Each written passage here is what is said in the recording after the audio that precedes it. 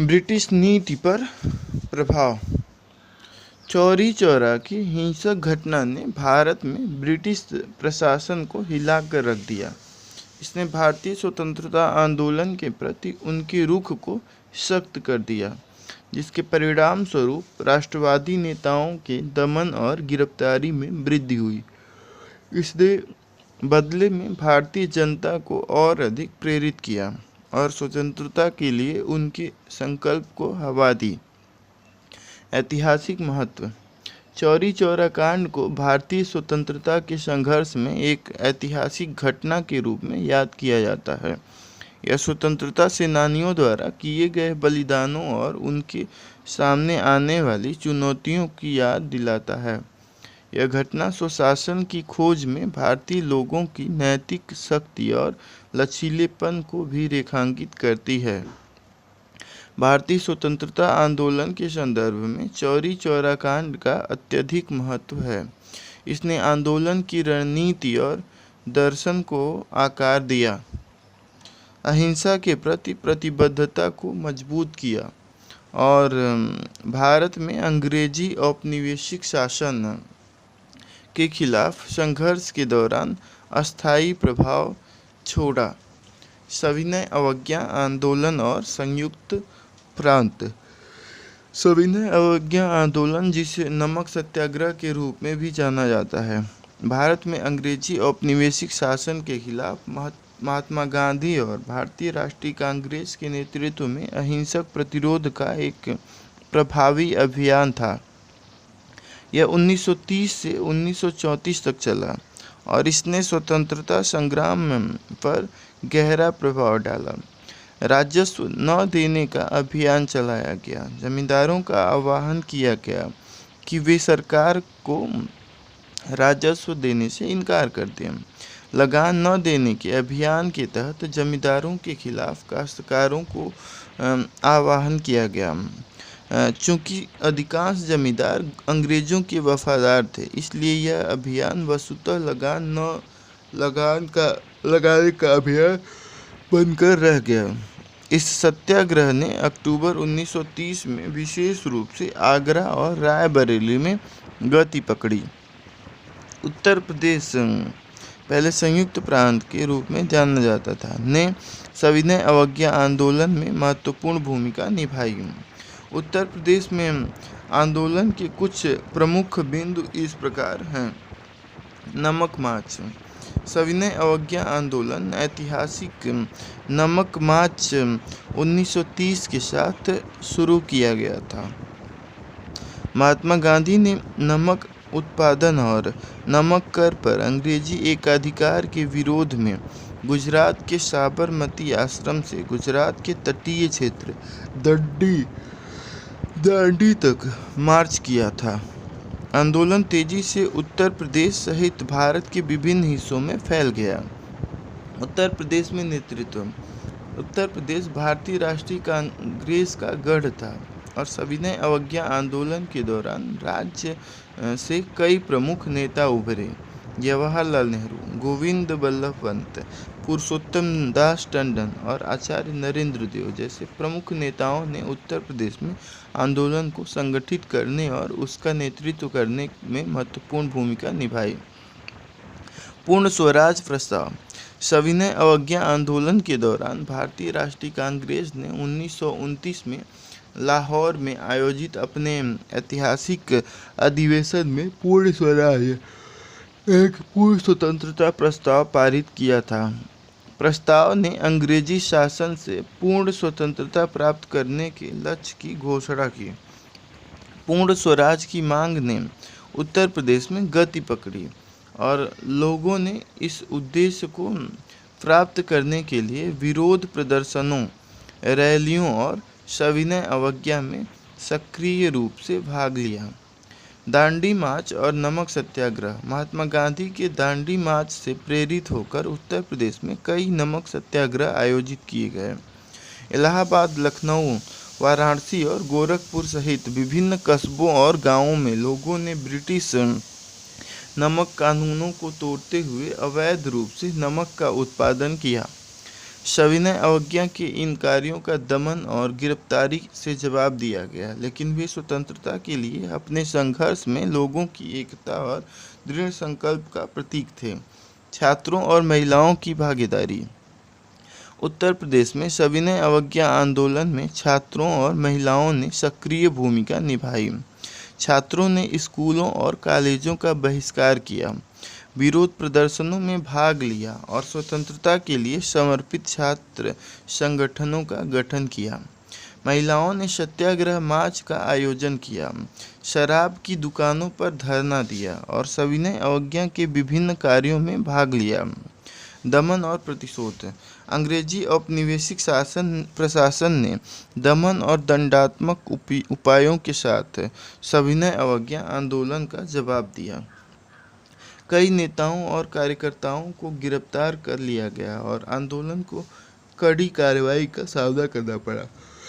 हालांकि प्रतिरोध की भावना मजबूत बनी रही और यह प्रवृत्ति लोगों को स्वतंत्रता प्राप्ति के लिए प्रेरित करती रही। उत्तर प्रदेश में सविनय अवज्ञा आंदोलन की जनता को लामबंद करने, प्रतिरोध की भावना को बढ़ावा देने और स्वतंत्रता की मांग को प्रेरित करने में महत्वपूर्ण भूमिका थी।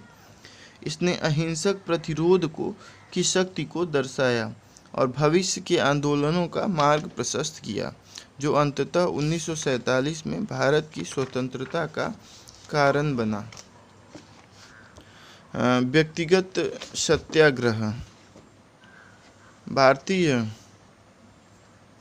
राष्ट्रीय कांग्रेस के मजबूत गढ़ और भारतीय स्वतंत्रता आंदोलन के राजनीतिक केंद्र के रूप में उत्तर प्रदेश ने व्यक्तिगत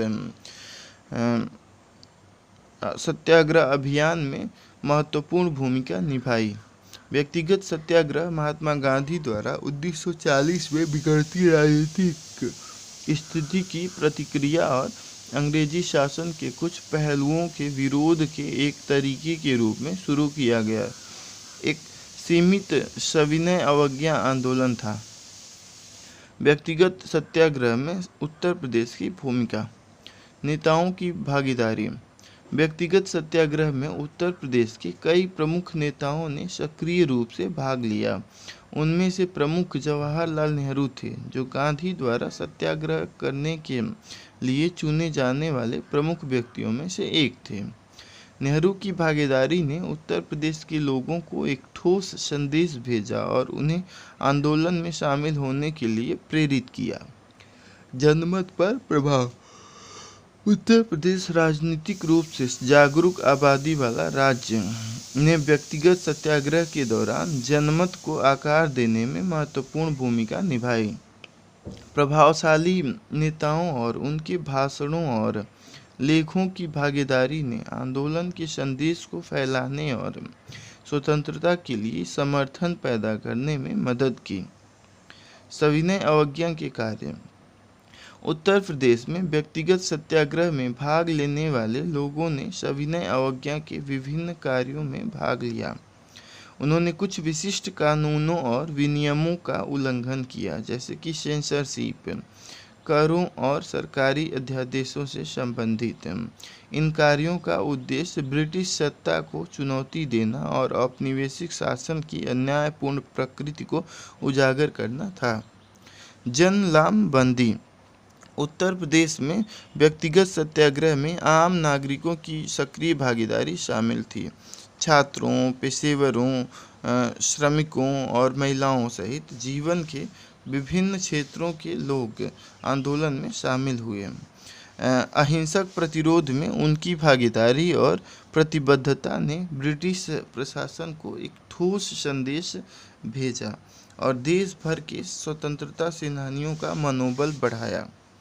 दमन और गिरफ्तारी। ब्रिटिश अधिकारियों ने व्यक्तिगत सत्याग्रह का जवाब दमन और गिरफ्तारियों से दिया। उत्तर प्रदेश के नेताओं सहित कई प्रतिभागियों को आंदोलन में शामिल होने के आरोप में हिरासत में लिया गया और जेल में डाल दिया गया।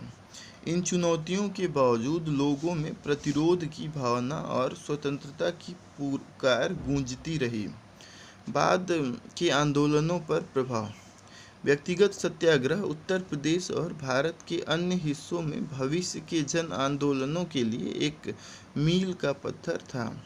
इसने भारत छोड़ो आंदोलन की नींव रखी, जिसमें उत्तर प्रदेश से व्यापक भागीदारी देखी गई। व्यक्तिगत सत्याग्रह के दौरान मिले अनुभवों और सबक ने बाद के आंदोलनों की रणनीतियों को आकार देने में महत्वपूर्ण भूमिका निभाई। कुल मिलाकर व्यक्तिगत सत्याग्रह में उत्तर प्रदेश की सक्रिय भागीदारी ने स्वतंत्रता के लिए राज्य की प्रतिबद्धता को और व्यापक स्वतंत्रता संग्राम में इसके योगदान को प्रदर्शित किया। प्रभावशाली नेताओं की भागीदारी, जनता की लामबंदी और उत्तर प्रदेश में सविनय अवज्ञा के कार्यों ने अंग्रेजी सत्ता को चुनौती देने और स्वतंत्रता के उद्देश्यों को आगे बढ़ाने में आंदोलन के प्रभाव और सफलता में महत्वपूर्ण योगदान दिया। भारत छोड़ो आंदोलन और यूपी। 1942 में भारतीय राष्ट्रीय कांग्रेस ने भारत छोड़ो आंदोलन शुरू किया। महात्मा गांधी के नेतृत्व में इसने अंग्रेजी शासन से आज़ादी की मांग के लिए अहिंसक प्रतिरोध के तरीकों का इस्तेमाल किया। भारत छोड़ो आंदोलन की पहली चिंगारी वाराणसी के पास धनापुर, अब चंदौली जिले में गांव से आई, जहां कई लोग राष्ट्रीय ध्वज फहराने के लिए स्थानीय पुलिस स्टेशन पहुंचे। पुलिस ने भीड़ पर फायरिंग की। इसके बाद वहां एकत्रित लोगों को जवाबी कार्रवाई करनी पड़ी। इस झड़प में आम नागरिक और पुलिसकर्मी दोनों मारे गए। आंदोलन के दौरान संयुक्त प्रांत में इसी तरह की कई घटनाएं देखी गईं, जहां अंग्रेजी सेना शासन व्यवस्था अस्थायी रूप से ध्वस्त हो गई। हालांकि अंग्रेजों ने तुरंत कार्रवाई करते हुए कई राष्ट्रीय नेताओं को गिरफ्तार कर लिया। आंदोलन मुख्य रूप से स्थानीय नेतृत्व के अंतर्गत और पूरे भारत में जन भागीदारी के साथ फैल गया। यह आंदोलन भारत में औपनिवेशिक प्रभुत्व के लिए सबसे घातक आघातों में से एक था, जिसमें खुले तौर पर अंग्रेजों को देश छोड़ने का आह्वान किया गया। गांधी और अन्य प्रभावशाली नेताओं की गिरफ्तारी का समाचार जैसे ही उत्तर प्रदेश के जौनपुर जिले के लोगों तक पहुंचा, उन्होंने सरकार की नीतियों का विरोध करना शुरू कर दिया। छात्रों और कांग्रेस नेताओं ने प्रदर्शन किया और लगभग सभी दुकानदारों ने अपनी दुकानें बंद रखीं। अगले दिन न्यायालय और सरकारी कार्यालयों में हड़तालें हुईं। कलेक्ट्रेट कार्यालय के भवन पर तिरंगा झंडा फहराने के लिए दोपहर के समय में भारी भीड़ जमा हो गई, लेकिन पुलिस ने जल्द ही भीड़ को तीतर-बीतर कर दिया। चित्तू पांडे के नेतृत्व में बलिया में अगस्त 1942 में एक सप्ताह के लिए समानांतर सरकार बनी। चित्तू पांडे ने कलेक्टर को सत्ता सौंपने और सभी गिरफ्तार कांग्रेस नेताओं को रिहा करने के लिए राजी किया। समानांतर सरकार अधिक समय तक नहीं चली और जब एक सप्ताह बाद पुलिस आई तो उन्होंने देखा कि सारे नेता भाग गए हैं। नैनी केंद्रीय कारागार या नैनी जेल प्रयागराज के नैनी में सबसे महत्वपूर्ण जेलों और सुधारक संस्थानों में से एक है, से अंग्रेजी शासन के दौरान बनवाया गया था। स्वतंत्रता आंदोलन का इतिहास। यह स्वतंत्रता पूर्व काल में प्रसिद्ध हुआ, जब मोतीलाल नेहरू 1930, भारत के प्रथम प्रधानमंत्री पंडित जवाहरलाल नेहरू 1930 मार्च 1945, गोविंद बल्लभ पंत, नरेंद्र देव, रफ़ी अहमद किदवई और हसरत मोहानी जैसे स्वतंत्रता सेनानियों को भारतीय स्वतंत्रता आंदोलन के दौरान कैद कर लिया गया था। जवाहरलाल नेहरू ने अपने जेल प्रवास के दौरान जेल से अपनी छोटी पुत्री इंदिरा को उसके 13वें जन्मदिन से लेकर 9 अगस्त 1933 तक कई पत्र लिखे जो बाद में विश्व इतिहास की झलकियों के रूप में प्रकाशित हुए। 1 मार्च 1941 को महात्मा गांधी ने जेल का दौरा किया और जेल में बंद स्वतंत्रता सेनानियों विजय लक्ष्मी पंडित और अबुल कलाम आज़ाद से मुलाकात की। नेहरू की पुत्री और बाद में भारत की प्रधानमंत्री बनने वाली इंदिरा गांधी को भी उनके पति फिरोज गांधी के साथ गिरफ्तार किया गया था और उन्होंने 11 सितंबर 1942 से 13 मई 1943 तक की अवधि जेल में बिताई थी। उत्तर प्रदेश में किसान आंदोलन। एका आंदोलन 1921 के अंत में संयुक्त प्रांत के कुछ उत्तरी जिलों हरदोई, बहराइच और सीतापुर में किसान असंतोष फिर से उभर आया। इसका कारण निम्नलिखित मुद्दे थे। उच्च लगान दरों से 50% अधिक, राजस्व संग्रह के प्रभावी ठेकेदारों का उत्पीड़न और लगान साझा करने की प्रथा। एका या एकता आंदोलन की बैठकों में एक प्रतीकात्मक धार्मिक कार्य शामिल था, जिसमें इकट्ठे हुए किसानों ने शपथ ली थी कि वे ऐसा करेंगे, केवल दर्ज लगान का भुगतान करेंगे, लेकिन समय पर भुगतान करेंगे, बेदखल होने पर खेत का कब्जा नहीं छोड़ेंगे, बेगार करने से मना करना, अपराधियों को कोई मदद नहीं देना, पंचायत के निर्णयों का पालन करना। एका आंदोलन का जमीनी नेतृत्व मदारी पासी तथा अन्य नीची जाति के नेताओं और कई छोटे जमींदारों ने किया।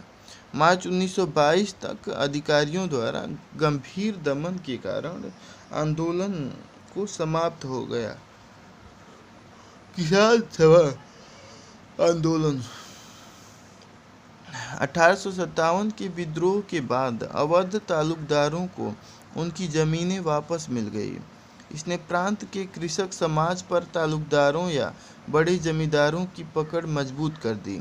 अधिकांश कृषकों को उच्च लगान, बेदखली यानी कि कब्जा हटाना, अवैध उगाही, नवीकरण शुल्क या नजराना देना पड़ता था। प्रथम विश्व युद्ध के कारण भोजन और अन्य आवश्यक वस्तुओं की कीमतों में वृद्धि हो गई थी। इससे यूपी के किसानों की हालत और खराब हो गई। मुख्य रूप से होम रूल कार्यकर्ताओं किसान के प्रयासों के कारण यूपी में किसान सभाओं का आयोजन किया गया। संयुक्त प्रांत किसान सभा की स्थापना फरवरी 1918 में गौरी शंकर मिश्र और इंद्र नारायण द्विवेदी ने की थी। मदन मोहन मालवीय ने उनके प्रयासों का समर्थन किया। जून 1919 तक यूपी किसान सभा की 450 शाखाएं हो गई थीं। अन्य प्रमुख नेताओं में झिंगुरी सिंह, दुर्गापाल सिंह और बाबा रामचंद्र शामिल थे। जून 1920 में बाबा रामचंद्र ने नेहरू से इन गांवों का दौरा करने का आग्रह किया। इन यात्राओं के दौरान नेहरू ने ग्रामीणों के साथ निकट संपर्क स्थापित किया। राष्ट्रवादी नेताओं ने मतभेदों के कारण अक्टूबर 1920 में अवध किसान सभा का गठन हुआ। अवध किसान सभा ने किसानों से निम्नलिखित कार्य करने के लिए कहा: बेदखली जमीन को जोतने से इनकार, हरी और बेगार न करना, जो इन शर्तों को नहीं मानते उनका बहिष्कार करना और पंचायतों के माध्यम से अपने विवादों का समाधान करना। इस सभा की कार्यवाही के केंद्र स्थल मुख्य रूप से रायबरेली, फैजाबाद और सुल्तानपुर जिले थे। आंशिक रूप से सरकारी दमन और आंशिक रूप से अवध किराया यानी कि संशोधन अधिनियम के पारित होने के कारण आंदोलन जल्द ही समाप्त हो गया।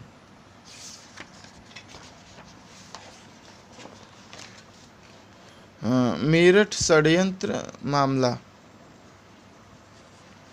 1929। मार्च 1929 में सरकार ने 31 श्रमिक नेताओं को गिरफ्तार किया और 3.5 वर्ष मुकदमा चलने के बाद मुजफ्फर अहमद, S.A. डांगे, जोगलेकर, फिलिप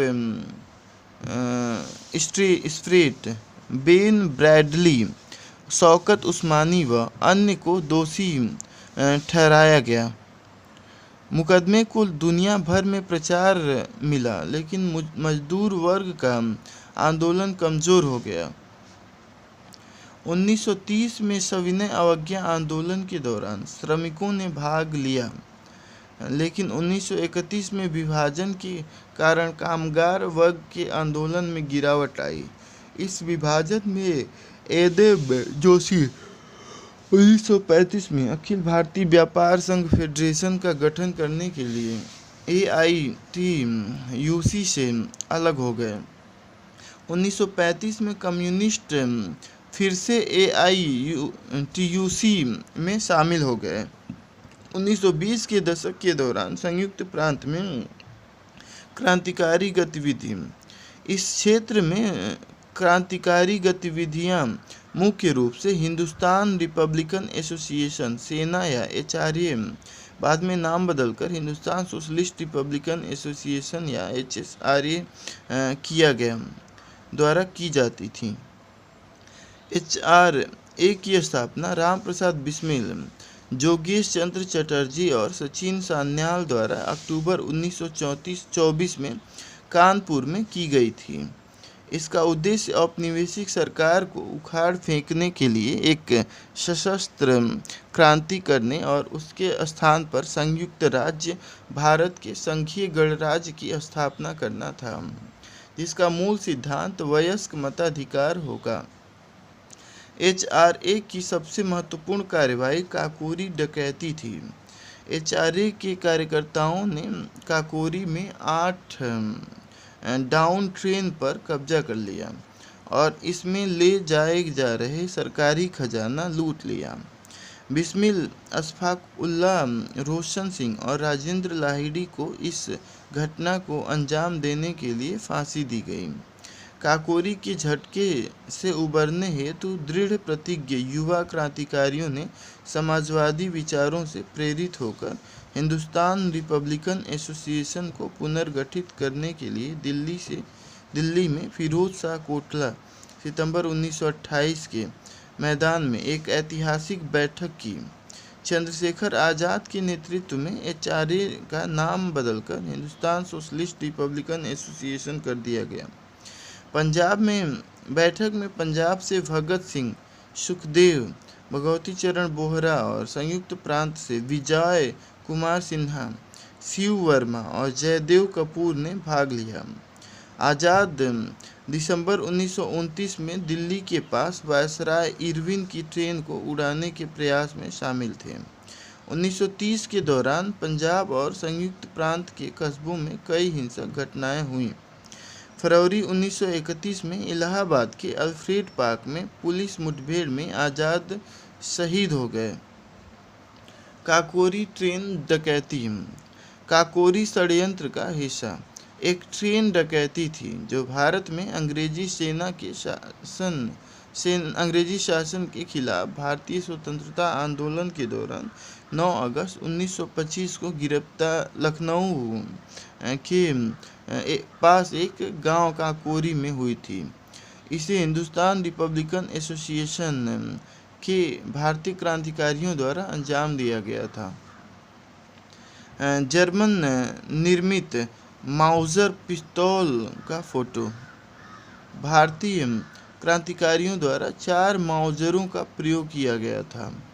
डकैती की योजना राम प्रसाद बिस्मिल और अशफाक उल्ला खान ने बनाई थी, जो HRA के सदस्य थे, जो बाद में हिंदुस्तान सोशलिस्ट रिपब्लिकन एसोसिएशन हो गया। चूँकि संगठन को हथियार खरीदने के लिए धन की आवश्यकता थी, इसलिए बिस्मिल और उनके साथियों ने सहारनपुर रेलवे लाइन पर एक ट्रेन लूटने की योजना बनाई। डकैती की योजना को बिस्मिल्लाह खान, राजेंद्र लाहिड़ी, चंद्रशेखर आज़ाद, सचिंद्र बख्शी, केशव चक्रवर्ती, मनमथ नाथ गुप्ता, मुकुंदी लाल, मुरारी लाल गुप्ता और बनवारी लाल ने अंजाम दिया। अनजाने में एक यात्री मारा गया। 9 अगस्त 1925 को अनजाने में एक यात्री मारा गया। 9 अगस्त 1925 को नंबर 8 डाउन ट्रेन शाहजहांपुर से लखनऊ जा रही थी। जब यह काकोरी पहुंची तो क्रांतिकारियों में से एक राजेंद्र लाहिड़ी ने ट्रेन को रोकने के लिए आपातकालीन चेन खींच दी और बाद में अन्य क्रांतिकारियों ने गार्ड पर काबू पा लिया। ऐसा माना जाता है कि उन्होंने उस विशेष रेलगाड़ी को लूटा क्योंकि यह सरकारी खजाने को ले जा रही थी जो भारतीयों का था और उसे अंग्रेज सरकार के खजाने में स्थानांतरित किया जा रहा था। उन्होंने केवल इन थैलों, जिसमें कुल 4600 थे, को लूट लिया और लखनऊ भाग गए। इस घटना के बाद अंग्रेजी प्रशासन ने एक गहन अभियान शुरू किया और कई क्रांतिकारियों को गिरफ्तार कर लिया जो HRA के सदस्य या हिस्सा थे। उनके नेता राम प्रसाद बिस्मिल को 26 अक्टूबर 1925 को शाहजहांपुर में गिरफ्तार किया गया और 7 अक्टूबर 1926 को अशफाक उल्लाह खान को दिल्ली में गिरफ्तार किया गया। स्मृति तथ्य: स्वतंत्रता के बाद 12 जनवरी 1950 को संयुक्त प्रांत का नाम बदलकर उत्तर प्रदेश कर दिया गया। 9 नवंबर 2000 को राज्य के 13 पहाड़ी जिलों को अलग कर उत्तराखंड राज्य का गठन किया गया। अब अगला टॉपिक है उत्तर प्रदेश के प्रख्यात स्वतंत्रता सेनानी एवं व्यक्तित्व। भारत में औपनिवेशिक शासन के खिलाफ लड़ाई एक अनूठी कथा है। एक ओर जो हिंसा से प्रभावित नहीं होती है और दूसरी ओर ऐसा आख्यान जो पूरे उपमहाद्वीप में वीरता, शौर्य, सत्याग्रह, समर्पण और बलिदान की विविध कहानियों से परिपूर्ण है। ये कहानियाँ समृद्ध भारतीय सांस्कृतिक विरासत और परंपराओं की रचना करती हैं। इस प्रकार गुमनाम नायकों को कम प्रसिद्ध स्वतंत्रता सेनानी कहने की आवश्यकता नहीं है। कभी कभी वे ऐसे नेता हो सकते हैं जिनके आदर्श भारतीय मूल्य प्रणाली को चित्रित करते हैं। उत्तर प्रदेश के कुछ प्रसिद्ध स्वतंत्रता सेनानियों और व्यक्तित्वों की चर्चा नीचे की गई है। प्रख्यात स्वतंत्रता सेनानी 1757 से 1857 तक रानी लक्ष्मीबाई। इनका जन्म 18 नवंबर 1835 को काशी अब वाराणसी में एक महाराष्ट्रियन परिवार में हुआ था। बचपन में उन्हें मणिकर्णिका के नाम से पुकारा जाता था। वर्ष 1842 में उनका विवाह झांसी के महाराजा गंगाधर राव नेवालकर से हुआ। विवाह होने पर उनका नाम लक्ष्मीबाई रखा गया। रानी लक्ष्मीबाई को जिंदा पकड़ने के लिए सर ह्यूरोज को अंग्रेजों ने नियुक्त किया था। लक्ष्मीबाई की मृत्यु 18 जून 1858 को ग्वालियर में एक युद्ध के दौरान हुई, जहां उन्होंने ब्रिटिश सेना के खिलाफ बहादुरी से लड़ाई लड़ी थी।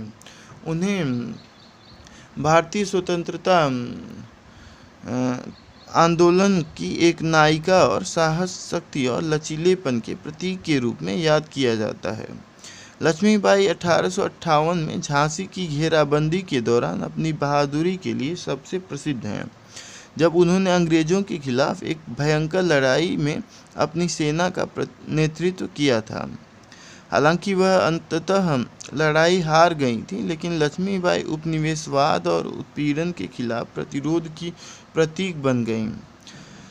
लक्ष्मीबाई महिलाओं के अधिकारों और शिक्षा पर अपने प्रगतिशील विचारों के लिए भी जानी जाती हैं। वह लड़कियों और महिलाओं की शिक्षा की प्रबल पक्षधर थीं और अपने राज्य में महिलाओं की स्थिति में सुधार के लिए प्रतिबद्ध थीं। मंगल पांडे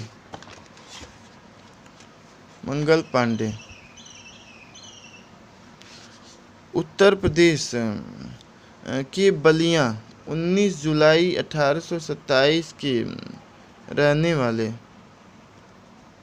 1827 के रहने वाले Mangal Pandey British East India Company की सेना में एक सिपाही थे। प्रथम स्वतंत्रता संग्राम के दौरान कंपनी ने नई राइफलें पेश की, जिसमें कारतूसों को चिकना करने के लिए जानवरों की चर्बी का इस्तेमाल किया जाता था। बहरामपुर में अपने हमवतन के उदाहरण से प्रभावित होकर मंगल पांडे ने चर्बी वाले कारतूसों का उपयोग करने से इनकार कर दिया। उन्होंने 29 मार्च 1857 को कलकत्ता के पास बैरकपुर में खुला विद्रोह किया और अपने साथियों को अपने साथ मिला लिया। गार्डों और यूरोपीय अधिकारियों से घिरे पांडे ने खुद को गोली मारकर आत्महत्या करने की कोशिश की और गंभीर रूप से घायल हो गए। 6 अप्रैल को उनका कोर्ट मार्शल किया गया और 8 अप्रैल 1857 को उन्हें बैरकपुर में फांसी दे दी गई। बख्त खान जनरल बख्त खान का जन्म 1797 में हुआ था और उनकी मृत्यु 1859 में हुई थी। वह रोहिल्ला की थे, जबकि उनकी माँ एक अवध राजकुमारी थी। उनका जन्म उत्तर प्रदेश रोहिलखंड के बिजनौर जिले में हुआ था। बाद में ईस्ट इंडिया कंपनी की सेना में वह एक सूबेदार बन गए, जिसे मुख्य देसी कमांडिंग ऑफिसर कहा जाता था। उन्होंने बंगाल हॉर्स आर्टिलरी में 40 साल का अनुभव प्राप्त किया। विद्रोही बनने से पहले सूबेदार बख्त खान ब्रिटिश अधिकारियों के बीच प्रसिद्ध थे। बख्त खान उन अधिकारियों से भी परिचित थे जो 1857 में दिल्ली की नाकाबंदी के दौरान उनके खिलाफ काम करने वाले थे। उन्हें ब्रिटिश अधिकारियों द्वारा सबसे बुद्धिमान चरित्र के रूप में वर्णित किया गया था। युद्ध के समय उन्हें आर्थिक संकट का सामना करना पड़ा। दिल्ली से निर्वासित किए जाने के बाद वह विद्रोह के दौरान अंग्रेज़ों के हमले में घायल हो गए और 1859 में नेपाल के तराई मैदानों में उन्होंने अंतिम सांस ली। उन्होंने प्रथम स्वतंत्रता संग्राम में नेतृत्व प्रदान किया। बेगम हजरत महल प्रथम स्वतंत्रता संग्राम के दौरान सबसे प्रभावशाली महिला नेताओं में से एक थीं, जिन्होंने उत्तर प्रदेश के लखनऊ में नेतृत्व किया। मार्च 1858 में अंग्रेज़ों द्वारा लखनऊ पर फिर से कब्जा करने के बाद उन्हें क्रांतिकारी आंदोलन के अन्य नेताओं के साथ नेपाल भागने के लिए मजबूर होना पड़ा। बेगम हजरत महल शुरू से ही स्वतंत्रता संग्राम की अग्रिम पंक्ति में थीं और उन्होंने अपने नाबालिग बेटे बिरजिस कादिर की ओर से अवध में विद्रोह का नेतृत्व संभाला। पूरे संघर्ष के दौरान उन्होंने अनुकरणीय वीरता का प्रदर्शन किया। ब्रिटिश रिकॉर्ड बताते हैं कि क्रांतिकारियों और उपनिवेशवादियों के बीच कड़े संघर्ष के दौरान वह अपने हाथी पर युद्ध के मैदान में थीं।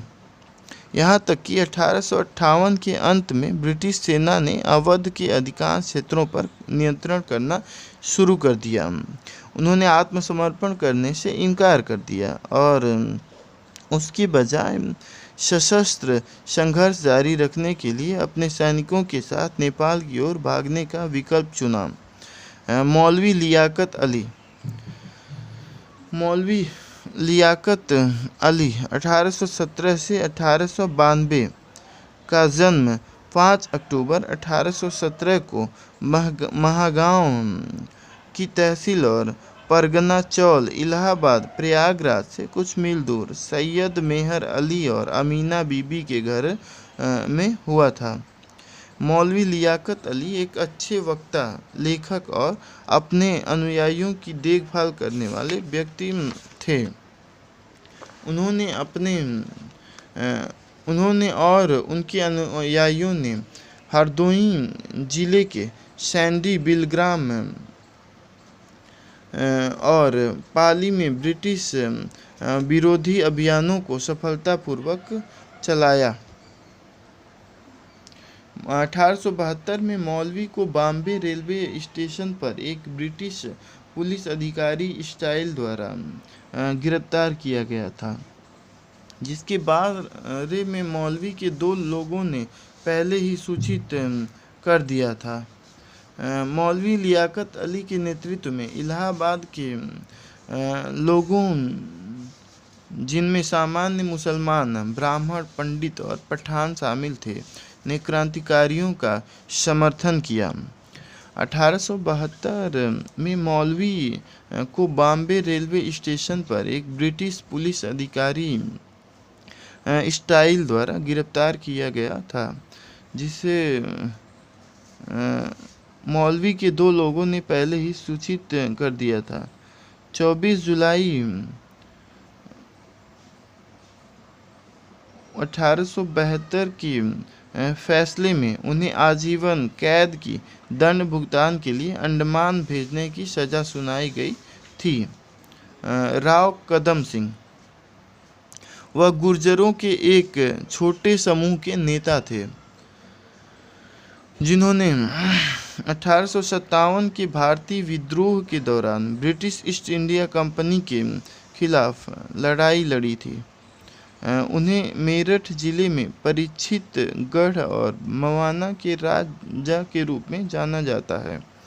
स्वतंत्रता संग्राम में उत्तर प्रदेश की महिला स्वतंत्रता सेनानियों की भूमिका। बेगम हजरत महल। नवाब वाजिद अली शाह की पत्नी बेगम हजरत महल ने अंग्रेजों के खिलाफ 1857 के विद्रोह में महत्वपूर्ण भूमिका निभाई थी। अंग्रेजों द्वारा अपने पति को निर्वासित होने के बाद उन्होंने अवध क्षेत्र, वर्तमान उत्तर प्रदेश की कमान संभाली। बेगम हजरत महल ने ब्रिटिश सेना के खिलाफ प्रतिरोध का नेतृत्व किया और बहादुरी और लचीलेपन का प्रतीक बन गई। झलकारी बाई। उन्होंने झांसी की रानी लक्ष्मीबाई की महिला सेना में सेवा की थी और 1857 के भारतीय विद्रोह में महत्वपूर्ण भूमिका निभाई थी। कमला नेहरू। जवाहरलाल नेहरू की पत्नी कमला नेहरू ने स्वतंत्रता आंदोलन में सक्रिय रूप से भाग लिया। उन्होंने असहयोग और सविनय अवज्ञा आंदोलनों में महिलाओं की भागीदारी में महत्वपूर्ण भूमिका निभाई। कमला नेहरू ने महिलाओं के अधिकारों की भी वकालत की और भारतीय समाज में महिलाओं की स्थिति में सुधार की दिशा में काम किया। विजय लक्ष्मी पंडित। इलाहाबाद में जन्मी विजय लक्ष्मी पंडित एक प्रमुख राजनयिक और राजनीतिज्ञ थीं, जिन्होंने स्वतंत्रता संग्राम में सक्रिय रूप से भाग लिया। वह भारतीय राष्ट्रीय कांग्रेस की प्रमुख महिला नेताओं में से एक थीं और उन्होंने भारत छोड़ो आंदोलन में महत्वपूर्ण भूमिका निभाई थी। विजय लक्ष्मी पंडित बाद में संयुक्त राष्ट्र महासभा की पहली महिला अध्यक्ष बनी। सुचिता कृपलानी। सुचिता कृपलानी अम्बाला, अब हरियाणा में पैदा हुई, लेकिन उत्तर प्रदेश से जुड़ी थीं। वह एक प्रमुख स्वतंत्रता सेनानी और समाज सुधारक थीं। उन्होंने भारत छोड़ो आंदोलन और नमक सत्याग्रह में सक्रिय रूप से भाग लिया। सुचिता कृपलानी ने महिला आंदोलनों को संगठित करने में महत्वपूर्ण भूमिका निभाई और समाज में महिलाओं की स्थिति को ऊपर उठाने की दिशा में काम किया। सरोजिनी नायडू हैदराबाद में जन्मी और लखनऊ में पली बढ़ी। सरोजिनी नायडू, जिन्हें भारत की कोकिला भी कहा जाता है, एक प्रमुख कवयित्री, वक्ता और राजनीतिज्ञ थीं। उन्होंने स्वतंत्रता आंदोलन में सक्रिय रूप से भाग लिया और महिलाओं को लामबंद करने और अपने शक्तिशाली भाषणों के माध्यम से जनता को प्रेरित करने में महत्वपूर्ण भूमिका निभाई। सरोजिनी नायडू भारतीय राष्ट्रीय कांग्रेस की अध्यक्ष बनने वाली पहली भारतीय महिला थीं और बाद में उन्होंने उत्तर प्रदेश की राज्यपाल के रूप में कार्य किया।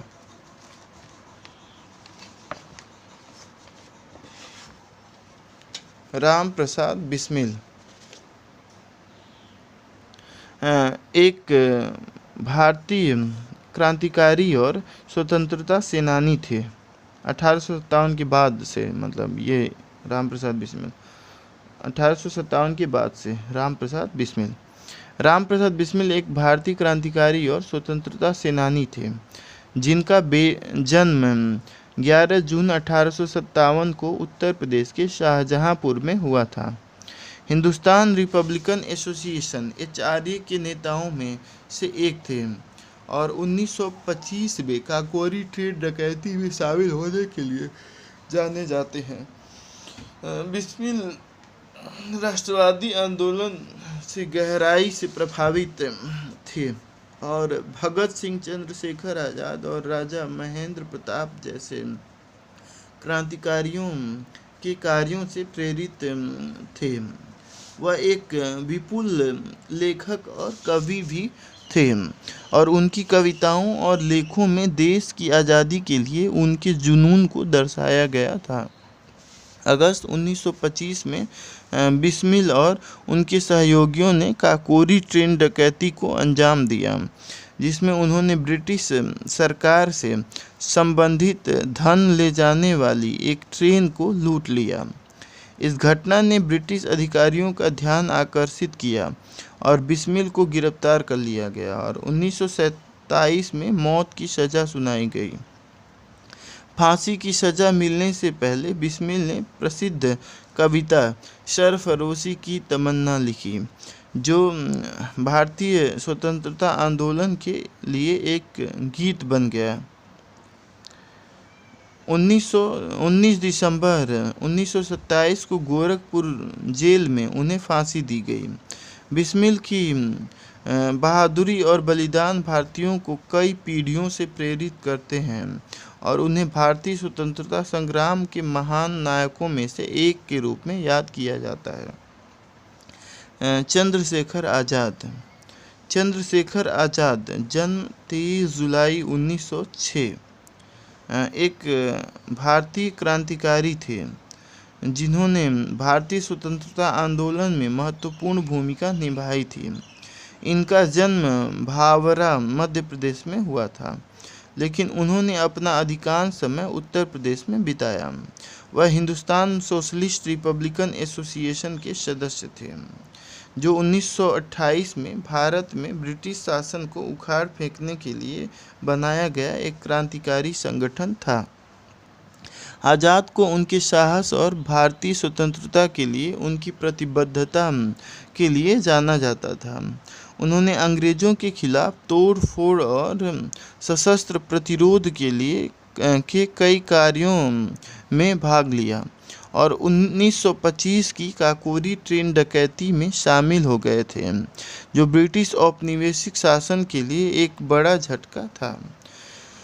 अंग्रेज़ों ने कई वर्षों तक आज़ाद की तलाश की और आखिरकार 27 फरवरी 1931 को इलाहाबाद के अल्फ्रेड पार्क में उन्हें पुलिस ने घेर लिया। अंग्रेज़ों ने उन्हें पकड़ लिया और उन्हें फांसी दे दी गई। ऐतिहासिक संदर्भ: चंद्रशेखर आज़ाद की विचारधारा को औपनिवेशिक युग द्वारा आकार दिया गया था, जिसकी विशेषता दमनकारी और शोषक शासन थी।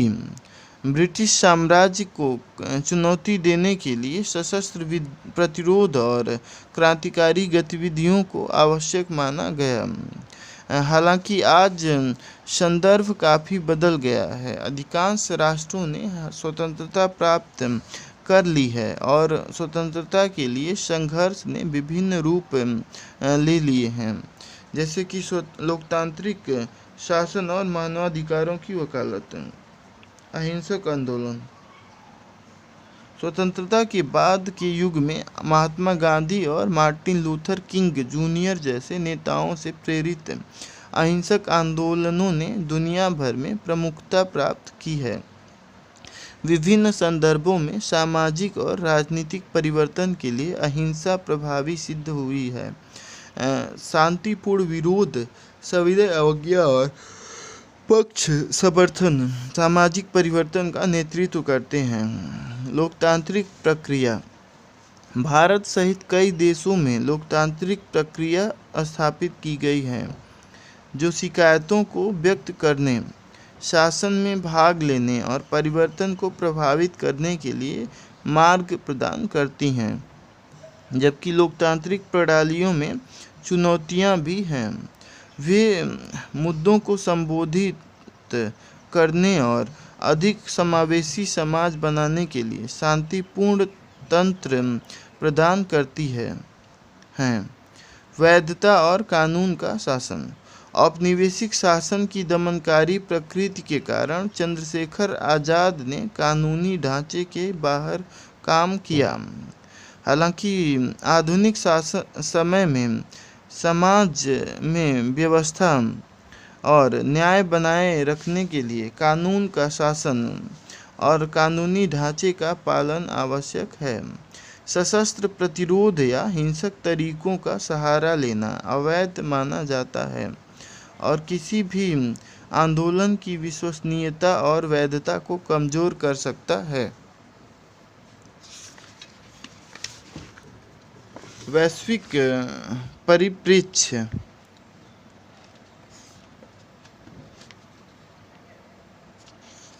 वर्तमान वैश्विक संदर्भ में अंतर्राष्ट्रीय समुदाय सशस्त्र प्रतिरोध आंदोलनों को सावधानी से देखता है। अहिंसक और कूटनीतिक दृष्टिकोण अधिक समर्थन और वैधता प्राप्त करते हैं।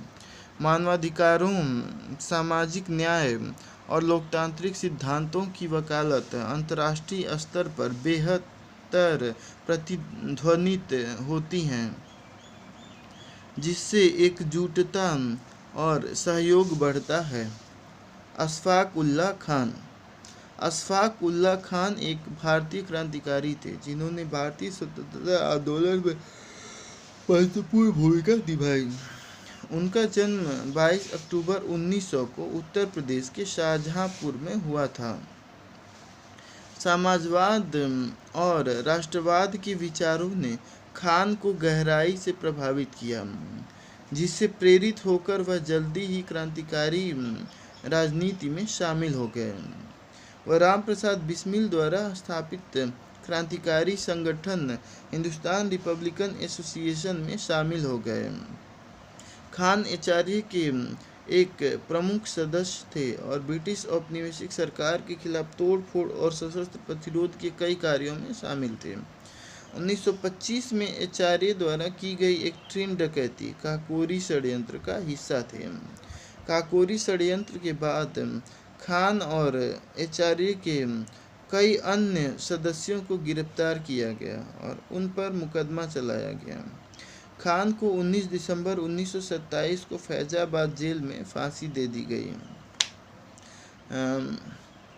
भारतीय राष्ट्रवादियों और क्रांतिकारियों ने उनकी फांसी की व्यापक रूप से निंदा की और उन्हें भारतीय स्वतंत्रता संग्राम के शहीद के रूप में याद किया जाता है। आचार्य नरेंद्र देव 1889 से 1956 एक प्रमुख समाजवादी नेता और शिक्षाविद थे। इनका जन्म 30 अक्टूबर 1889 को सीतापुर वर्तमान उत्तर प्रदेश में हुआ था। 1913 में परास्नातक करने और 1915 में कानून की पढ़ाई पूरी करने के बाद उन्होंने एक सफल वकील के रूप में अपना करियर शुरू किया। हालांकि उन्होंने वकालत को छोड़ दिया और काशी विद्यापीठ में पढ़ाना शुरू किया, जहां उन्हें आचार्य की उपाधि मिली। बाल गंगाधर तिलक और श्री अरबिंदो जैसे कांग्रेस नेताओं के क्रांतिकारी विचारों ने आचार्य नरेंद्र देव को गहराई से प्रभावित किया। वह होम रूल लीग से जुड़े और प्रांतीय कांग्रेस के सदस्य बने। उन्होंने साइमन कमीशन के खिलाफ प्रदर्शन और सविनय अवज्ञा आंदोलन में सक्रिय रूप से भाग लिया। भारतीय राष्ट्रीय कांग्रेस के भीतर काम करने वाले एक कट्टरपंथी गुट के रूप में कांग्रेस सोशलिस्ट पार्टी की स्थापना में महत्वपूर्ण भूमिका निभाई थी। जयप्रकाश नारायण और आचार्य नरेंद्र देव के नेतृत्व में कांग्रेस सोशलिस्ट पार्टी ने भारत छोड़ो आंदोलन में एक प्रमुख भूमिका निभाई, जिसके लिए उन्हें कैद किया गया था। एक प्रतिष्ठित नेता, स्वतंत्रता सेनानी और शिक्षाविद के रूप में आचार्य जी का स्वतंत्रता पूर्व और स्वतंत्रता के बाद के भारत में बहुत बड़ा योगदान रहा। चित्तू पांडे उत्तर प्रदेश के बलिया जिले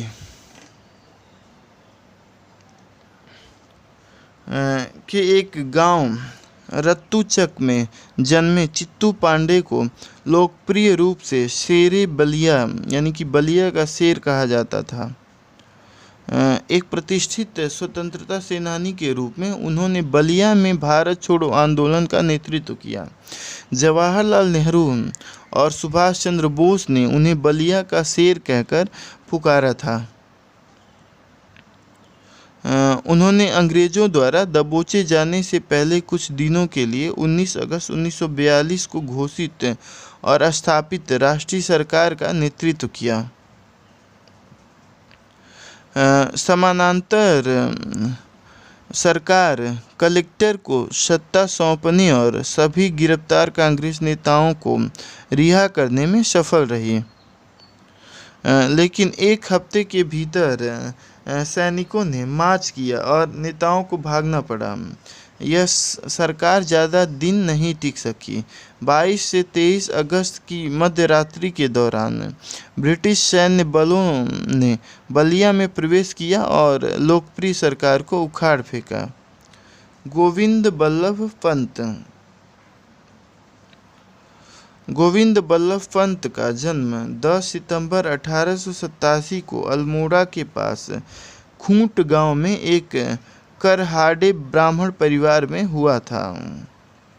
उन्होंने इलाहाबाद विश्वविद्यालय में अध्ययन किया और बाद में काशीपुर में एक वकील के रूप में काम किया। 1921 में उन्होंने राजनीति में प्रवेश किया और आगरा और अवध के संयुक्त प्रांत की विधानसभा के लिए चुने गए।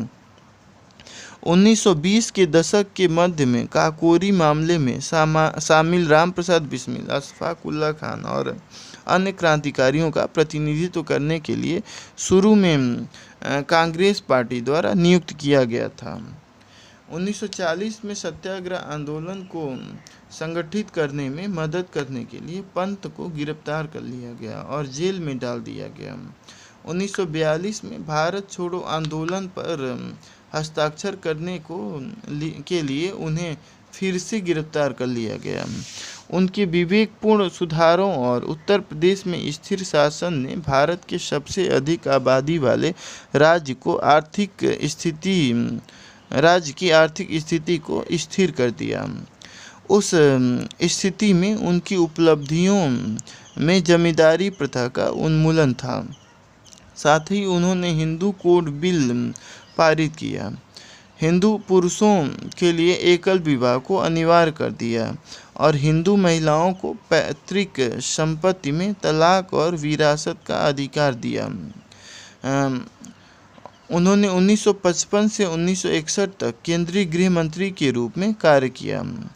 गृह मंत्री के रूप में उनकी मुख्य उपलब्धि भाषाई आधार पर राज्यों का पुनर्गठन करना था। वह हिंदी को केंद्र सरकार और कुछ राज्यों की राजभाषा के रूप में स्थापित करने के लिए भी जिम्मेदार थे। पंत को इसी दौरान 26 जनवरी 1957 को भारत रत्न से सम्मानित किया गया था। 1960 में उन्हें दिल का दौरा पड़ा, उनका स्वास्थ्य बिगड़ने लगा और 7 मार्च 1961 को 74 वर्ष की आयु में मस्तिष्क आघात से उनका निधन हो गया। उस समय वह भारत के गृह मंत्री के पद पर आसीन थे। मौलाना हसरत मोहानी। मौलाना हसरत मोहानी का जन्म 1 जनवरी 1875 को उत्तर प्रदेश के उन्नाव जिले के कस्बा मोहन में हुआ था। प्रारंभिक पढ़ाई पूरी करने के बाद उन्हें अलीगढ़ मुस्लिम विश्वविद्यालय में दाखिला मिला। कॉलेज के दौरान वे क्रांतिकारी आंदोलनों में कूद पड़े। वह कांग्रेस के सक्रिय सदस्यों में से एक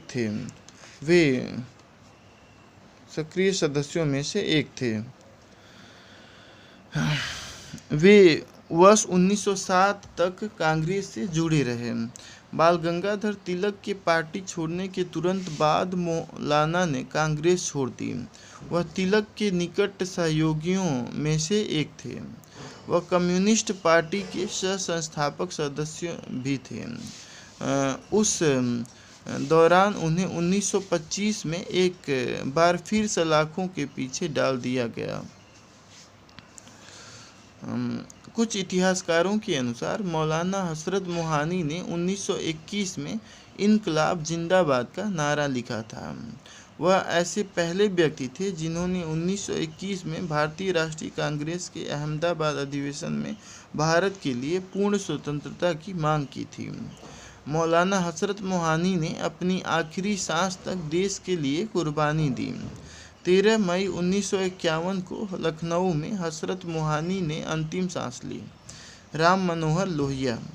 राम मनोहर लोहिया का जन्म 23 मार्च 1910 को अकबरपुर में हुआ था, जो वर्तमान में भारत के उत्तर प्रदेश का हिस्सा है। 1918 में वे अपने पिता के साथ बम्बई चले गए, जहां उन्होंने अपनी हाई स्कूल की शिक्षा पूरी की। बाद में उन्होंने कलकत्ता विश्वविद्यालय में संबद्ध विद्यासागर कॉलेज में दाखिला लिया और 1929 में बीए की डिग्री हासिल की। लोहिया ने फ्रेडरिक विलियम विश्वविद्यालय में जाने का निश्चय किया। 1932 में भारत लौटने के बाद गांधी जी के सत्याग्रह और सविनय अवज्ञा जैसे स्वतंत्रता आंदोलनों में शामिल हुए। अपनी भागीदारी के लिए उन्हें कैद भी हुई। लोहिया समान विचारधारा वाले राष्ट्रवादियों से मिले, जिन्होंने महसूस किया कि चीज़ें कमोबेश यथास्थिति में थीं और कोई वास्तविक परिवर्तन नहीं हो रहा था। नासिक रोड जेल में कैद ये युवक युवतियां आंदोलन को जन जन तक ले जाना चाहते थे। इस मामले में गरीब किसान मजदूर वर्ग तक एक कांग्रेस के भीतर उन्होंने कांग्रेस सोशलिस्ट पार्टी नामक एक युवा शाखा का गठन किया। स्वामी सहजानंद सरस्वती 1889 से 1950 तक सन्यासी और क्रांतिकारी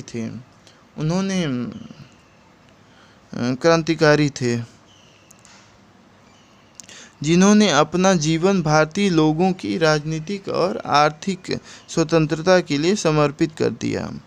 गाजीपुर में जन्मे, वह एक युवा छात्र के रूप में प्रतिभाशाली व्यक्ति थे।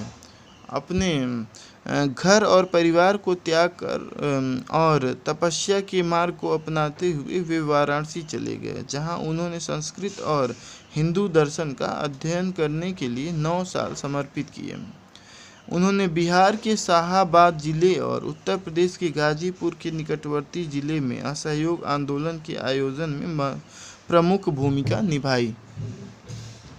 कृषि सुधारों के केंद्रीय नारों के रूप में जमींदारी प्रथा के उन्मूलन और किसान स्वामित्व के निर्माण की वकालत करते हुए उन्होंने किसान प्रतिरोध को संगठित करने के लिए सामंती उत्पीड़न के ज्वलंत मुद्दों जैसे कि जबरन श्रम, अवैध वसूली, बेदखली आदि को उठाया। वे एक जबरदस्त लेखक भी थे और पटना से हिंदी साप्ताहिक हुंकार चलाते थे। जवाहरलाल नेहरू 14 नवंबर 1889 को इलाहाबाद में ब्रिटिश भारत में उत्तर पश्चिमी प्रांतों में एक कश्मीरी पंडित परिवार में जन्मे पंडित जवाहरलाल नेहरू स्वतंत्र भारत के पहले प्रधानमंत्री थे। वह भारतीय स्वतंत्रता आंदोलन के अग्रदूतों में से एक थे। एक प्रधानमंत्री के रूप में उन्होंने 1964 में मृत्यु होने तक 17 वर्षों तक देश की सेवा की। अपने पद पर रहते हुए उन्होंने विज्ञान और प्रौद्योगिकी, संसदीय लोकतंत्र और धर्मनिरपेक्षता को बढ़ावा देने पर जोर दिया। ऐसी चीज़ें जो वास्तव में आज के भारत को आकार देती हैं। 14 नवंबर को उनके जन्मदिन को हर साल बाल दिवस के रूप में मनाया जाता है। 1955 में उन्हें भारत रत्न मिला। श्री लाल बहादुर शास्त्री 1964 में 1966 तक सेवारत भारत के दूसरे प्रधानमंत्री थे। उनका जन्म 2 अक्टूबर 1904 को मुगल सराय उत्तर प्रदेश में हुआ था। 1920 के दशक में भारतीय राष्ट्रीय कांग्रेस में शामिल होकर शास्त्री ने भारतीय स्वतंत्रता आंदोलन में सक्रिय रूप से भाग लिया। उनकी सक्रियता के लिए ब्रिटिश औपनिवेशिक अधिकारियों द्वारा उन्हें कई बार कैद किया गया था। शास्त्री ने भारतीय स्वतंत्रता आंदोलन में एक महत्वपूर्ण भूमिका निभाई और भारत के पहले प्रधानमंत्री जवाहरलाल नेहरू के भरोसेमंद सहयोगी थे। उन्होंने नेहरू की सरकार में रेल और परिवहन मंत्री के रूप में कार्य किया। नेहरू की मृत्यु के बाद 1964 में शास्त्री प्रधानमंत्री बने। अपने कार्यकाल के दौरान उन्होंने भारत की स्वतंत्र अर्थव्यवस्था और कृषि को मजबूत करने पर ध्यान केंद्रित किया और भारत में हरित क्रांति को बढ़ावा देने के लिए काम किया। शास्त्री को उनके नारे जय जवान जय किसान के लिए जाना जाता है, जिसे उन्होंने 1965 के भारत पाकिस्तान युद्ध के दौरान भारतीय लोगों को प्रेरित करने और कृषि में आत्मनिर्भरता के महत्व पर जोर देने के लिए गढ़ा था। शास्त्री ने भारत और पाकिस्तान के बीच शांति को बढ़ावा देने और संघर्षों को हल करने में महत्वपूर्ण भूमिका निभाई थी। उन्होंने 1966 में ताशकंद घोषणा पर हस्ताक्षर किए, जिसने भारत और पाकिस्तान के बीच 1965 के युद्ध के अंत को चिन्हित किया। ताशकंद घोषणा पर हस्ताक्षर करने के तुरंत बाद 11 जनवरी 1966 को उज्बेकिस्तान के ताशकंद में शास्त्री की मृत्यु हो गई। उनकी मृत्यु के कारण के रूप में दिल का दौरा बताया गया, हालांकि इसमें बेईमानी बरतने की अटकलें लगाई गई हैं। शास्त्री को एक राजनेता और भारतीय स्वतंत्रता आंदोलन के नायक के रूप में याद किया जाता है और उनका जन्मदिन 2 अक्टूबर भारत में लाल बहादुर शास्त्री जयंती के रूप में मनाया जाता है। गणेश शंकर विद्यार्थी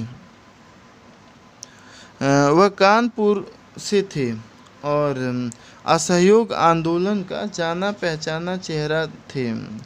वह पेशे से एक पत्रकार थे और हिंदी भाषा के अखबार प्रताप के संस्थापक संपादक थे। मौलाना शौकत अली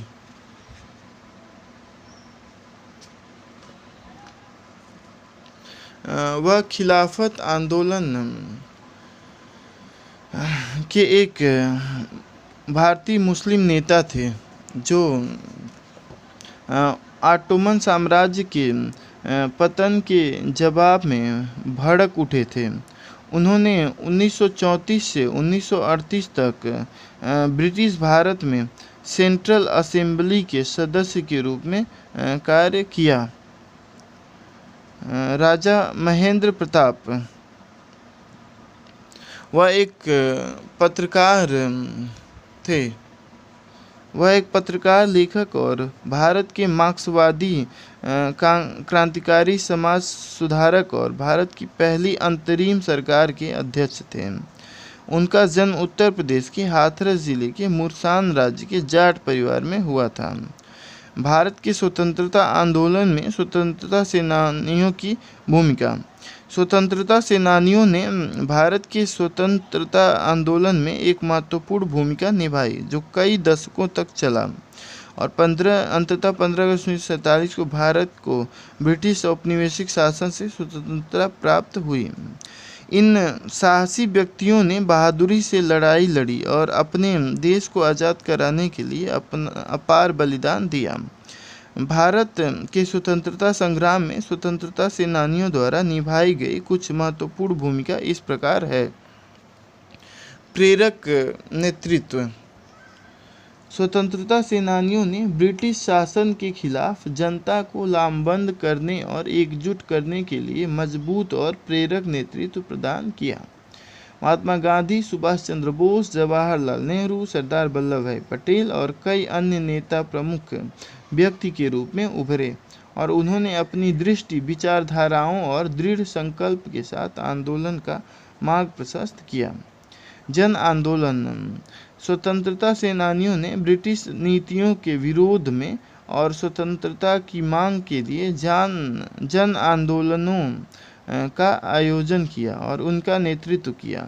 असहयोग आंदोलन, सविनय अवज्ञा आंदोलन, भारत छोड़ो आंदोलन और नमक सत्याग्रह जैसे आंदोलनों ने लाखों भारतीयों को लामबंद किया और उनकी एकता और संकल्प का प्रदर्शन किया। सविनय अवज्ञा। स्वतंत्रता सेनानियों ने अन्यायपूर्ण कानूनों और ब्रिटिश अधिकारियों की अवहेलना करके सक्रिय रूप से सविनय अवज्ञा का अभ्यास किया। उन्होंने विदेशी वस्तुओं का बहिष्कार किया, विरोध प्रदर्शन किए, अहिंसक प्रतिरोध में भाग लिया और ब्रिटिश प्रशासन के साथ सहयोग से इनकार कर दिया, जिससे औपनिवेशिक सरकार पर महत्वपूर्ण दबाव पड़ा। सशस्त्र प्रतिरोध। कुछ स्वतंत्रता सेनानियों ने सशस्त्र संघर्ष में विश्वास किया और अंग्रेजों के खिलाफ हथियार उठाया। भगत सिंह, चंद्रशेखर आज़ाद और सुभाष चंद्र बोस जैसे नेताओं ने क्रांतिकारी आंदोलनों का नेतृत्व किया और औपनिवेशिक शासन को उखाड़ फेंकने के लिए जमकर संघर्ष किया। बलिदान और शहादत। आज़ादी के लिए कई स्वतंत्रता सेनानियों ने अपने प्राणों की आहुति दी। उन्हें क्रूर दमन, कैद और यहाँ तक कि मौत का भी सामना करना पड़ा। उनकी अटूट समर्पण और सर्वोच्च बलिदान देने की इच्छा ने अनगिनत अन्य लोगों को संघर्ष में शामिल होने के लिए प्रेरित किया और राष्ट्र के संकल्प को मजबूत किया। विचारों का प्रसार। स्वतंत्रता सेनानियों ने राष्ट्रवाद, एकता और सामाजिक सुधार के विचारों का प्रचार किया। उन्होंने जागरूकता फैलाने, जनता को शिक्षित करने और भारतीय पहचान की सामूहिक चेतना का निर्माण करने के लिए समाचार पत्रों, पैम्फलेटों, भाषणों और सार्वजनिक समारोहों जैसे विभिन्न माध्यमों का उपयोग किया। अंतर्राष्ट्रीय समर्थन। स्वतंत्रता सेनानियों ने सक्रिय रूप से अंतर्राष्ट्रीय समर्थन मांगा और वैश्विक मंच पर भारत की स्वतंत्रता के कारणों पर प्रकाश डाला। उन्होंने गठबंधन बनाए, अंतर्राष्ट्रीय नेताओं और संगठनों के साथ संपर्क स्थापित किया और औपनिवेशिक शासन के खिलाफ अपने संघर्ष में सहायता मांगी। उत्तर प्रदेश की प्रसिद्ध हस्तियां। अमिताभ बच्चन।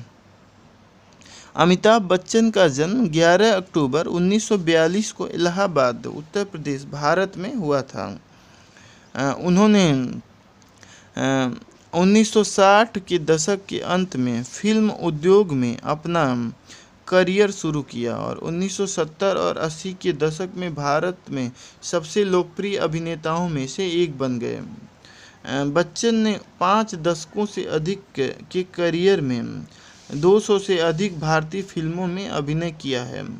उनकी उल्लेखनीय फिल्मों में शोले, दीवार, जंजीर, अमर अकबर एंथोनी, कभी कभी डॉन और ब्लैक शामिल हैं। उन्होंने अपने अभिनय के लिए कई पुरस्कार जीते हैं, जिनमें सर्वश्रेष्ठ अभिनेता का राष्ट्रीय फिल्म पुरस्कार और film fair life time achievement पुरस्कार शामिल हैं। बच्चन ने एक टेलीविज़न होस्ट के रूप में भी काम किया और television game show who wants to be a millionaire के भारतीय संस्करण कौन बनेगा करोड़पति के कई सीजन को होस्ट किया है। इसके अलावा फिल्मों और टेलीविज़न में आप अपने काम के अलावा बच्चन कई सामाजिक कार्यों में शामिल रहे हैं और उन्होंने संयुक्त राष्ट्र के सद्भावना दूत के रूप में नियुक्त किया गया है। बच्चन को 1984 में पद्मश्री, 2001 में पद्म भूषण और 2015 में पद्म विभूषण भारत के कुछ सर्वोच्च नागरिक सम्मानों से सम्मानित किया गया था।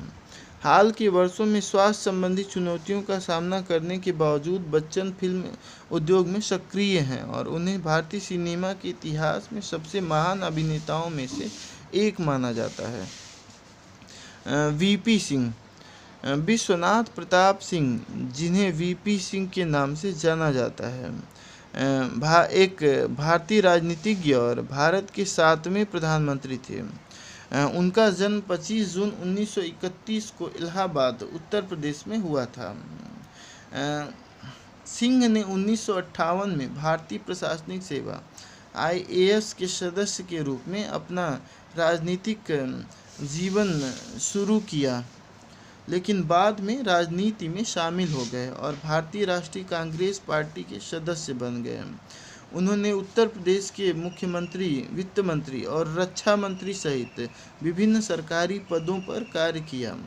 1987 में सिंह जनता दल और अन्य दलों द्वारा गठित गठबंधन सरकार का नेतृत्व करते हुए भारत के प्रधानमंत्री बने।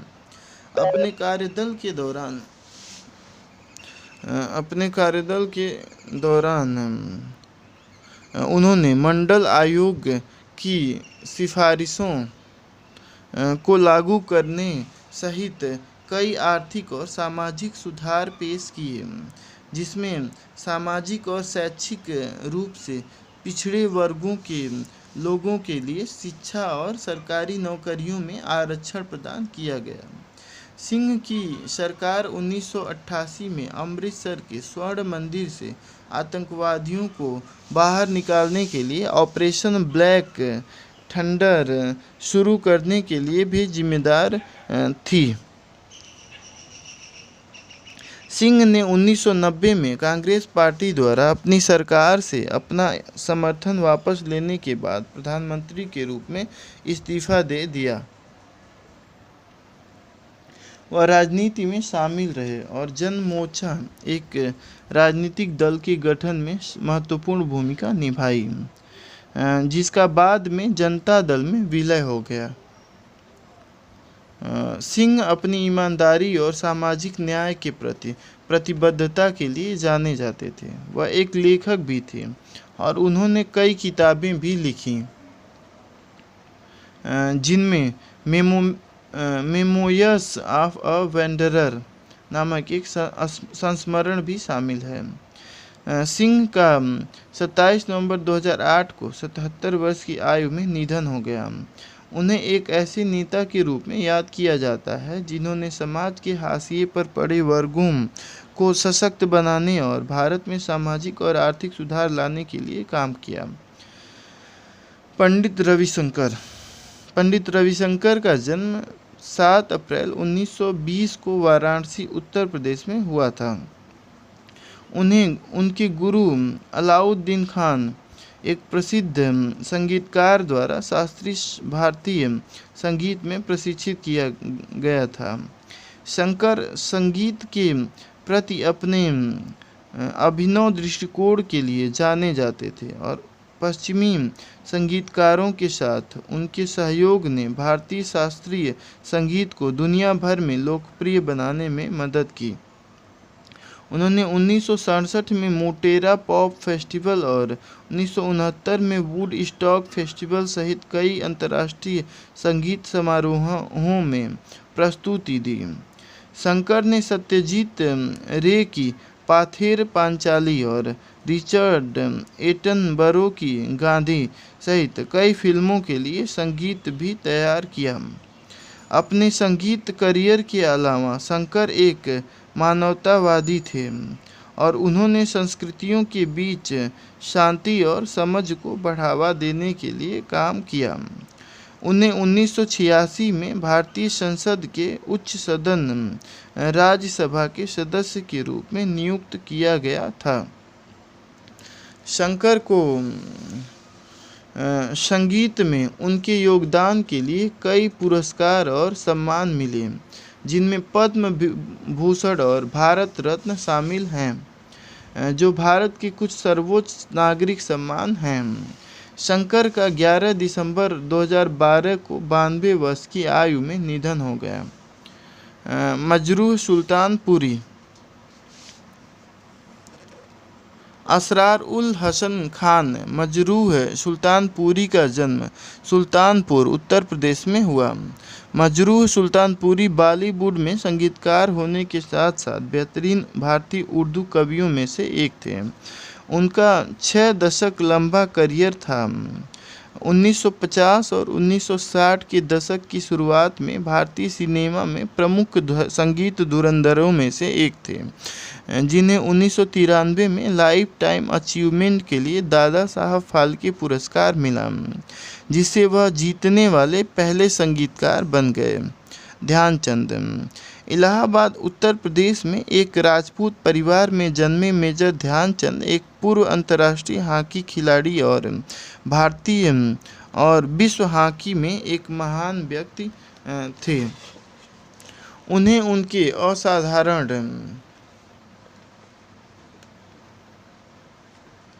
उनके असाधारण गोल स्कोरिंग कारनामों और 3 ओलंपिक स्वर्ण पदकों के लिए सबसे ज़्यादा याद किया जाता है। उन्हें अक्सर हॉकी का जादूगर कहा जाता है। उनका जन्मदिन 29 अगस्त राष्ट्रीय खेल दिवस के रूप में मनाया जाता है। मेजर ध्यानचंद को 1956 में पद्म भूषण से सम्मानित किया गया था। 2021 में भारत सरकार ने उन्हें सम्मानित करने के लिए राजीव गांधी खेल रत्न पुरस्कार का नाम बदलकर मेजर ध्यानचंद खेल रत्न पुरस्कार कर दिया। उस्ताद बिस्मिल्लाह खान। बिहार के डुमरांव में जन्मे बिस्मिल्लाह खान अपनी बाल्यावस्था में परिवार के साथ वाराणसी आकर बस गए।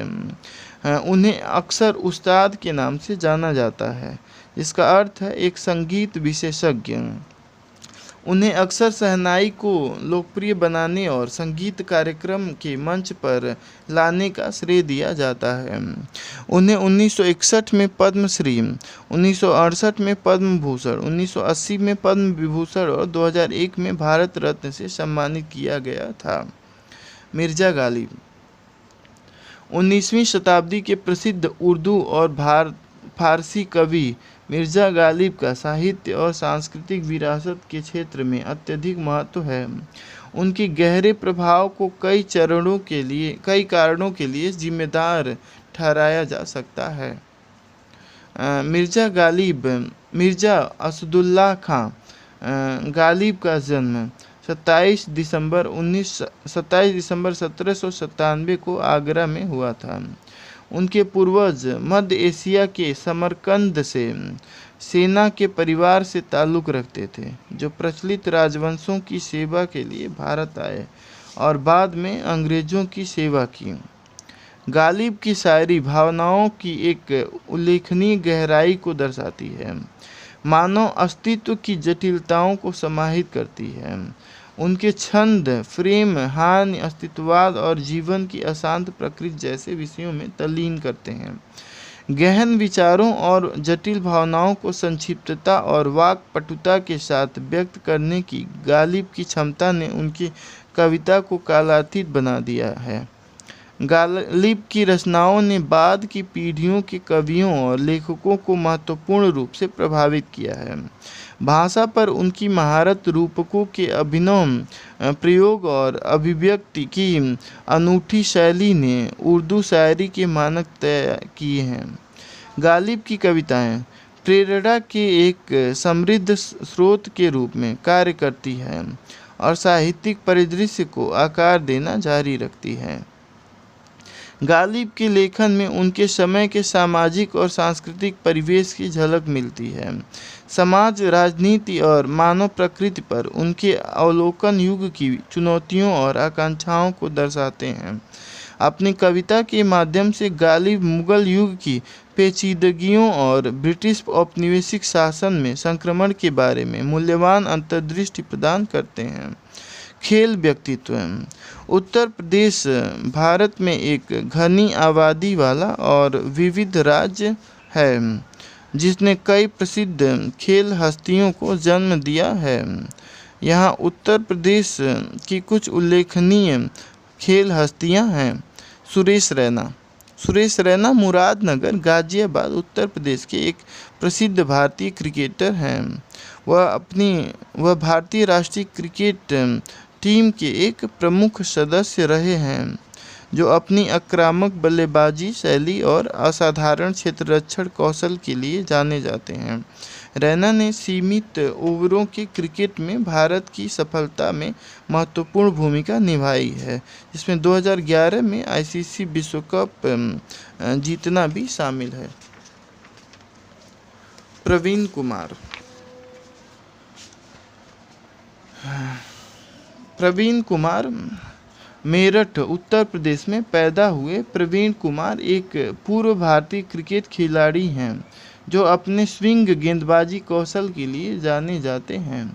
उन्होंने टेस्ट मैचों और एक दिवसीय अंतर्राष्ट्रीय ओडीआई दोनों में भारत का प्रतिनिधित्व किया।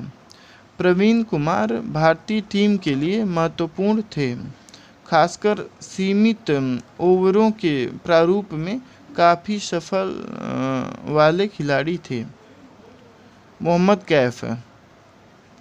मोहम्मद कैफ इलाहाबाद, उत्तर प्रदेश में पैदा हुए एक पूर्व भारतीय क्रिकेटर हैं। उन्हें 2002 में इंग्लैंड के खिलाफ नेटवेस्ट सीरीज के फाइनल में अपनी मैच जिताने वाली पारी के लिए याद किया जाता है।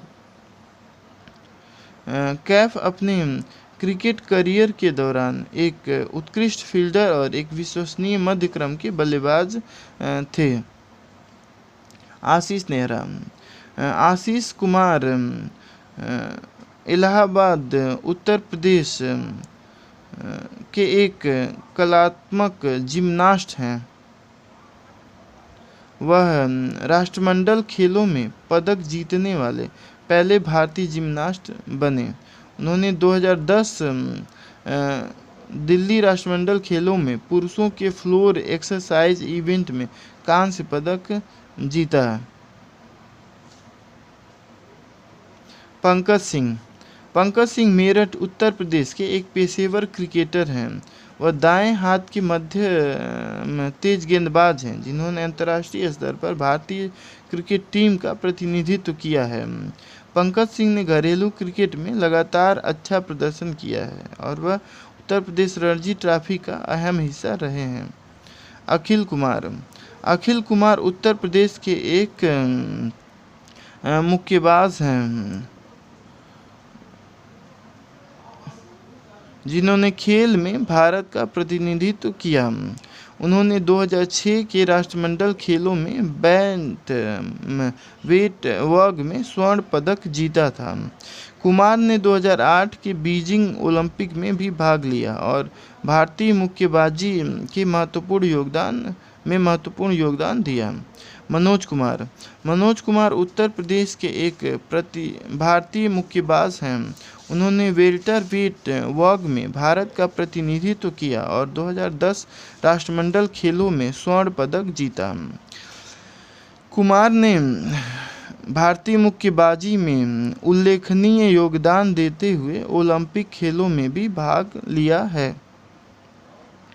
सुशील कुमार एक फ्री स्टाइल पहलवान हैं जिनका जन्म उत्तर प्रदेश में हुआ था। वह ओलंपिक और राष्ट्रमंडल खेलों में कई पदक जीतने वाले भारत के सबसे सफल पहलवानों में से एक हैं। कुमार 2012 लंदन ओलंपिक में रजत पदक जीतने वाले पहले भारतीय पहलवान थे।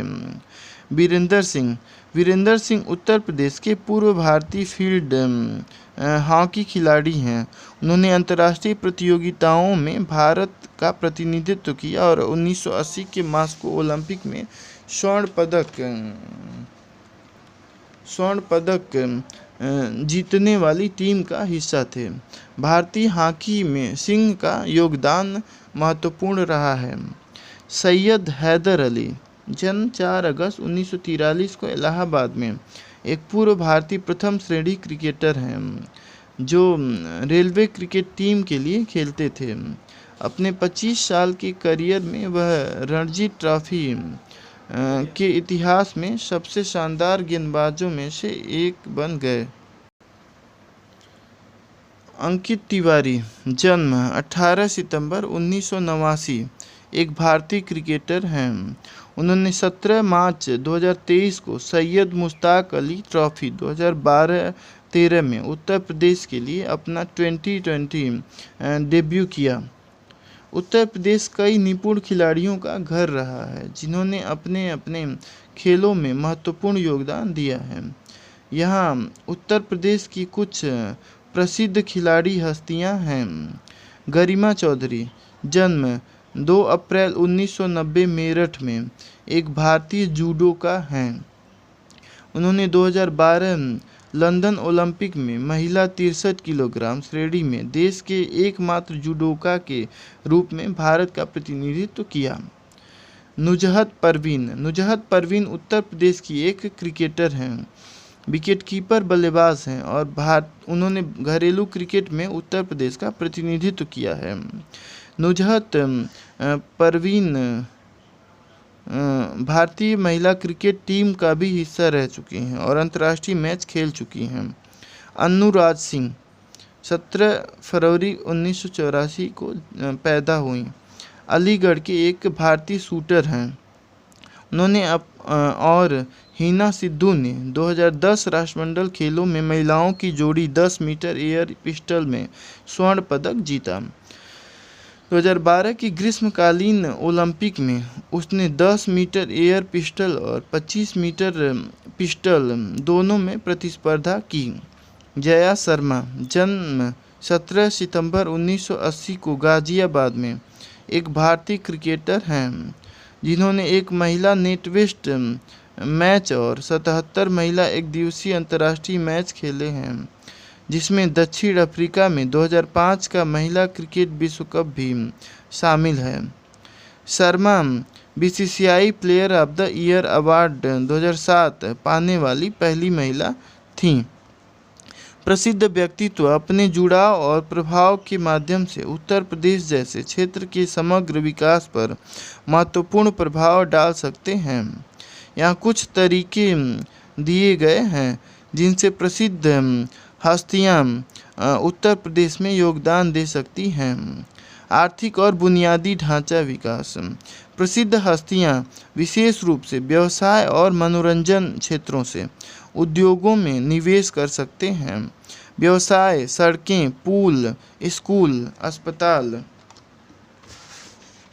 और अन्य महत्वपूर्ण